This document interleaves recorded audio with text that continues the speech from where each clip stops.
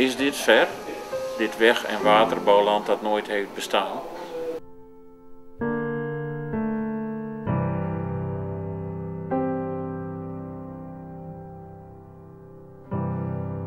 Maar nu met het water een verbond langs de kades van ons collectief geheugen stroomt.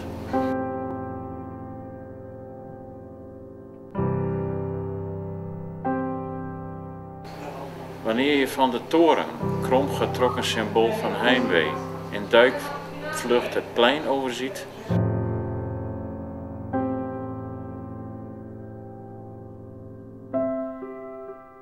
dan bekijk je de stad in zijn ware gezicht.